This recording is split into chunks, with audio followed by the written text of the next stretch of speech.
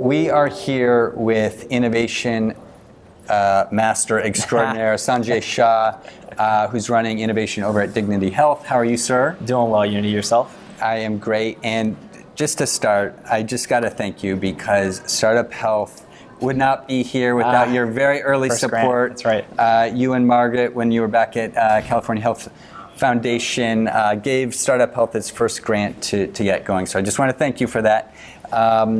I'd love to hear what you're doing over at Dignity. Our innovation function at Dignity Health effectively manages three strategies. The first is it operates as kind of an intellectual property arm or a tech transfer arm. Any colleague at Dignity Health, whether you're in services, security, a nurse, a physician, you have a concept, we can help transform that into what is its IP value, into could it be licensed, is it a company, is it a product? And then the second element of work that we do is our open innovation activity. Anything from built-for-purpose businesses, co-developing businesses, working with startup companies, or the entrepreneurial arms of corporate partners.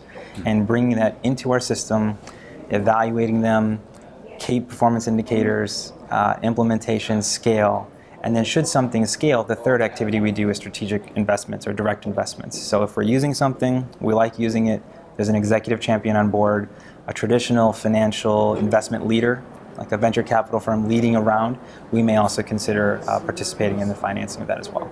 Wow, so it's a multi-pronged sort of effort here. You're supporting the innovators inside your organization, but you're also opening to working with outside innovators. What's the process that startups or outside innovators go through when they're trying to just get started with you? There's an understanding on themes, so we will be out there telling people about our themes, like the continuum of care, the patient as a consumer, even next generation operations, which is a category that I think a lot of people have kind of moved away from. As digital has gone up, people kind of forgot what does it take to operate a core hospital still.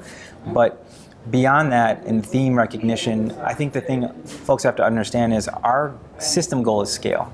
So we're scaling 3 to 5 partnerships across our system in any given year, which means as a system, as large as we are, we're still only then piloting purposely 20 to 25 things on the front end. So it's not that we don't have an interest or an appetite on a lot of the amazing work that's out there, but because we try to move things into real people, real clinicians, real data, real patients as fast as possible, we do really kind of tamper down just how much early stage activity, pilot activity we do, because everything is viewed at the terms of scale. So you want the ones that are going to work really well. Well, we don't know if they're going to work or not, but we want to negotiate and discuss and establish a relationship as if it's going to work, so that if it has a successful first run, and then we go to this next run, and this notion of kind of run, jump that our Chief Strategic Innovation Officer, Rich Roth, has developed and we put into practice. If your first pilot goes well, but it's set underneath an established MSA or Master Service Agreement, then you have the foundation by which you can pick up, import, and scale. Conversely, other organizations or other relationships are focused on building just a pilot relationship. But if you're a startup company, all you have established is a pilot contract. Even if your pilot contract is successful, you're going to have to go through that entire process of legal, IT, security, compliance to go to the next site. And so I think the notion there is it's not necessarily that we can pick the ones that are going to win every time, but we pick partners that we want to see scale with, and we want to establish a scale relationship. So we invest a little bit more upfront. And if it goes well, then we have a mechanism by which we can accelerate scale. And what are some of the things that either founders or teams are doing that are working? How can startups set themselves up for success to be more likely to make their way through to scale? I think it's alignment, right? Alignment and DNA. So there's a clinical impact alignment. There's an understanding of metrics of what's really key. It's going to differentiate your solution.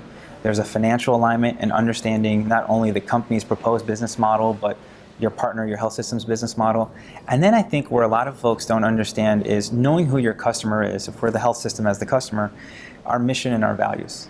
So if our purpose is to provide care to all those who need it, understanding that they're either going to collaborate with us on a business model that supports everyone, from Medicaid to low-income patients to Medicare, commercial and other, or values and understanding how we're trying to impact the communities that we serve. So if we're pushing diversity goals or inclusion goals or community investment goals, thinking about how does a partner participate in that as well. And I think that sets folks apart because you have an alignment on partnership and DNA, which is key because the truth about any implementation is it's going to be hiccups. There's going to be issues, and how well we can get around those issues, which is also fitting that run, run, jump, right? Run one, you go to a site where they're just screaming for it. It's a softball, it should work out the box. Right.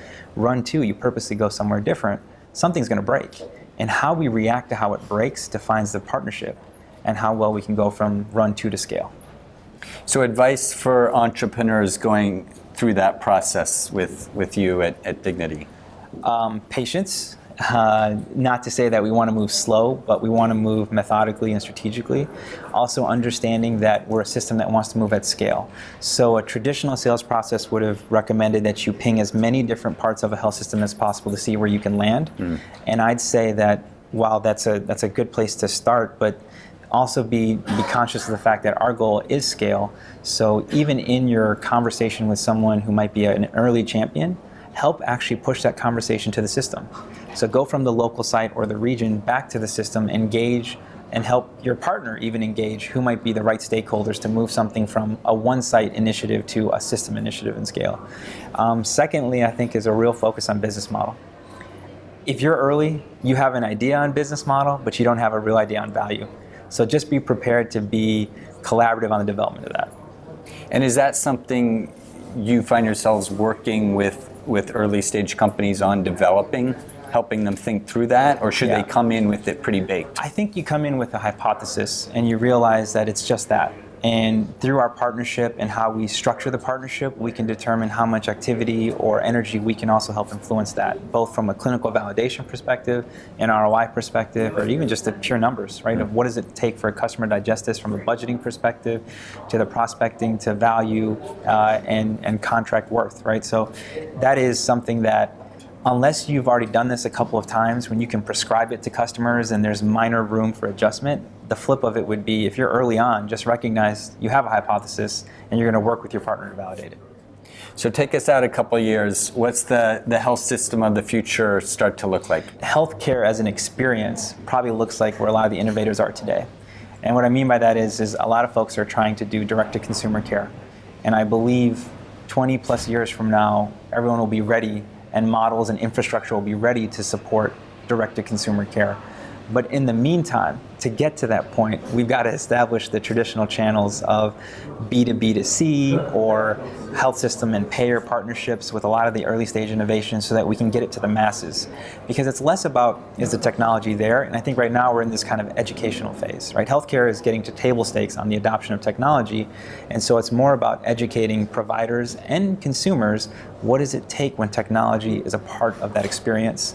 And how does it augment in an impactful way and an improvement way, not just feel like it's replacing that human touch and human element. So where can innovators, entrepreneurs learn more about what you're looking for and sort of on-ramp into Dignity? You can go to the website. Yeah, you can go to dignityhealth.org. You can kind of see what we're up to. You can look up, our Horizon 2020 initiatives as a health system. You can look up on social media trends around Hello Human Kindness and the understanding of the human element of care. I think that's its own hashtag that trends itself in as well. And then, if you see anyone on our team, really feel free to engage with us out in the public, whether it be at events like Health 2.0, you've got Startup Transformer events, any major event, we're out there because we want to engage with the local ecosystem. And you'll be at the Startup Health Festival in January, hopefully. If I'm not changing diapers. Yeah. All right. All right. Okay. Well, thank you, Sanjay, for everything that you have done and continue to do to support the startup ecosystem. It means a lot. So you got it. You made a big impact already. You got it. Thank you. Definitely.